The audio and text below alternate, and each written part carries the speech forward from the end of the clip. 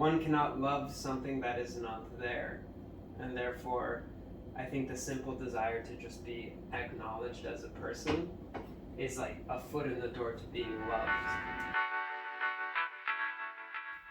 Right, so as I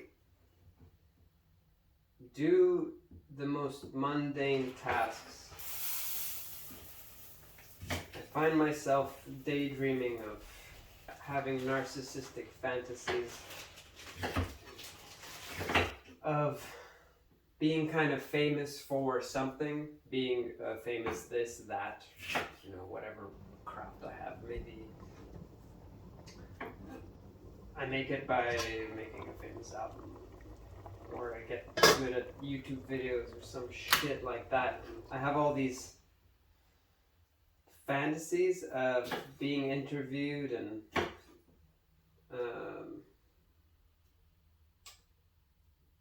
being asked, what are your views on stuff? And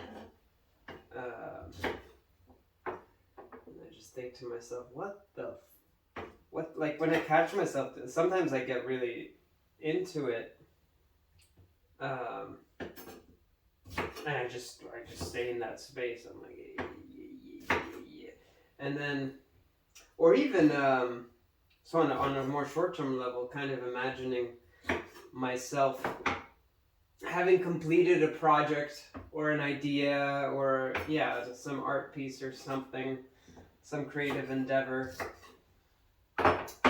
seeing the final goal and very viscerally experiencing the praise that comes with it. So my question then is, what induces these kind of deep, grandiose, narcissistic, and quite honestly unearned, because I haven't even put the work in yet, and how do I get out of this fantasy land and just do the things I need to do? And I don't know. But what I do want to know is, where do these visions of grandiosity come from, and why do I keep living in them, and how can I just be present with cutting a carrot? That's what I want to know. And then the next question is it useful to daydream of these things? Does it manifest that into my reality?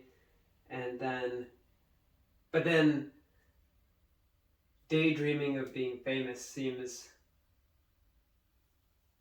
I'm wondering where that comes from. If it's within me, if I have kind of hardwired narcissistic tendencies, is it from society, kind of like society telling me that being famous is the end goal or some form of success? So then am I just striving for some form of success, and that's the one that my mind has picked to be being acknowledged, recognized? Maybe that's it. It's like being seen and being recognized. Actually, that's always what it comes back to when I trace all of these things, is it's pretty much being seen. And I think being seen is like a fundamental human, not even desire, but a need. It's like, if you're not seen, you become invisible. Pretty much, like if an unseen object is unseen, it's invisible.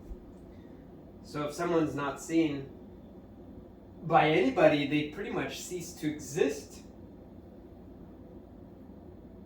And then what? And I guess, but then I guess the answer is like, can you see yourself, and is that enough? Is it enough to just see yourself and not be seen by anyone else? That to me seems like, that's like you're not part of a community, you're kind of like a hermit or something. And I guess it could work. You could be seeking something beyond, but I don't know. And that being said, back to the thing, I feel so grateful for group of friends and the social circle I have in my life nowadays that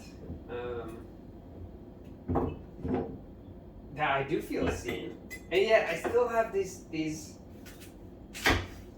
fantasies of kind of global recognition, and that's something that comes from some type of grandiosity, and I think